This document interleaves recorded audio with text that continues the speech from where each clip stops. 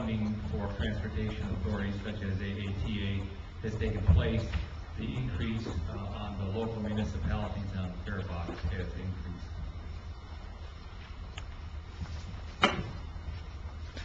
I'd just like to clarify my position. I was speaking for myself. I know former Mayor Murdoch was referring to a city council resolution that was passed before, and I guess to get an update on that, we'd have to have the resolution come for us again. But I believe that fares should not be raised. Before I'd like to offer each panelist a quick minute of final comments, and we'll go in reverse order, starting with City Manager Chris now. I have nothing more to add. He's the facts man. Tax is not a four-letter word. Taxes provide the revenues that give a community the financial means to invest in and maintain their services and their infrastructure.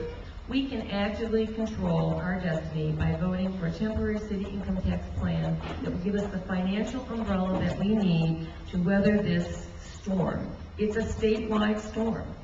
Alternatively, we can passively pretend that there is no storm, put our home values at risk, our businesses at risk, and jeopardize our quality of life by doing nothing. The Campaign for Ypsilanti's Future encourages you to support a plan that protects our future. I want to refer just briefly to the letter to the editor in the September 20th Ann Arbor News titled, "Here's What We Get for Our Low Taxes." It's talking about statewide low taxes. An open letter to State Senator Mike Bishop. Thank you for all the work you've been doing to assure Michigan's financial future at the bottom of the heap. I believe Michigan should have the lowest taxes in the nation, public schools that make schools in the Congo look good, public universities that attract no out-of-state students and no out-of-U.S. students, ineffective police and fire protection that result in sky-high insurance for all citizens, state government that cannot enforce laws passed by our legislature, crumbling infrastructure that sends businesses fleeing to other states, bridges that collapse when anything over 5 tons crosses them, and roads full of potholes that really benefit auto repair businesses. So, you know, you get what you pay for, and we on the Campaign for Ypsilanti's Future hope that people will be willing to pay a little bit more locally, keep those tax dollars local, put them to work in our community, give us this umbrella in this financial storm, help us weather this storm until Lansing gets it right. Thank you. And one more website, and that is the www.ypsilantisfuture.com. Thank you. I would just like to thank Mike and the Eastern Coast Coalition for having me here, and also for everybody coming out and hearing what everybody has to say here. I think becoming informed on this issue is essential, and that's something that students need to become more informed on. I know that a lot of students are not necessarily aware that this is even an issue coming up. And so I would like to ask that those students that are here do your best to inform those that you know and friends, and on one side or another become as informed as you can. And I encourage you that if you reside within the city of Ypsilanti and might still be registered to vote in your hometown, change your registration here to Ypsilanti so that you can have a voice on this. And again, I'd like to invite the Ypsilanti community and the EMU community to come to the EMU Student Government Senate meeting next Tuesday. It's at 6:30 p.m. and the location will be updated on our website at emich.edu/studentgov. Thank you.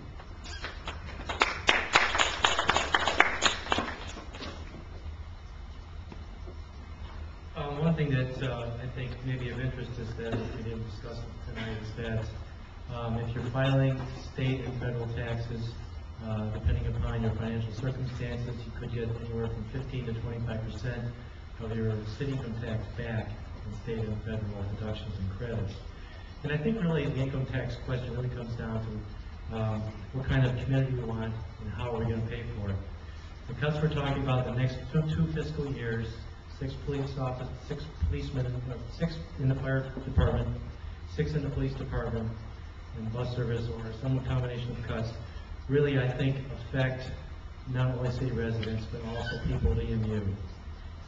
And so I think that this question really comes down to, is it better to raise taxes and keep the services where we're at, or is it better to keep cutting? And again, I'd like to thank Mr. Haynes and everybody else who was involved in having this forum. I think it's good to have a back and forth discussion, and I'd also like to encourage everyone to attend one or all of 3 town hall meetings that the city of Ypsilanti is sponsoring. The first one's going to be October 2nd, which is Monday, is that correct? Wednesday, sorry. That's Wednesday, that's at Perry School, and that starts at 7 o'clock. Perry School's on Perry Street, is that correct? I heard that. And the other 2 town hall meetings are on October 22nd and October 24th. If you'd like to get more information on that, you can go to cityofypsilanti.com and go to the income tax link on the right, and that will tell you the information. Again, thank you very much for coming out. I really appreciate everybody being here and being so interested in this question. I think that for EMU's population, and more specifically the students at EMU, the question that you need to decide if you are voting in Ypsilanti, is this going to be a detriment to your income, and how will it affect your experience here at the university? I don't support anything that will be a detriment to the student experience at the university. It is up to you to decide whether or not that this tax is a detriment to your experience, to whether or not this will be a deciding factor.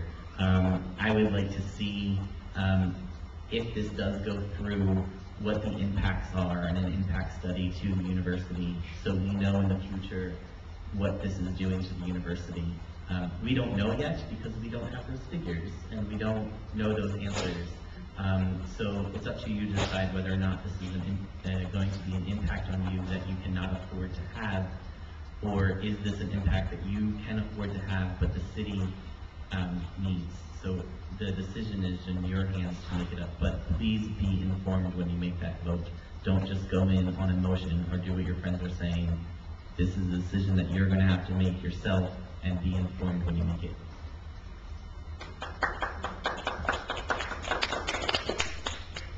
I just want to also thank Mike and the Eastern Votes Coalition for having this event. It's very important for students to be educated on things that affect them.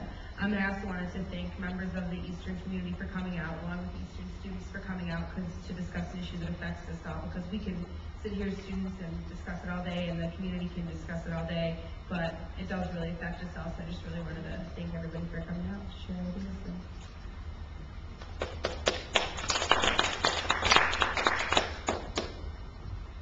A couple of points on the tax burden in the city.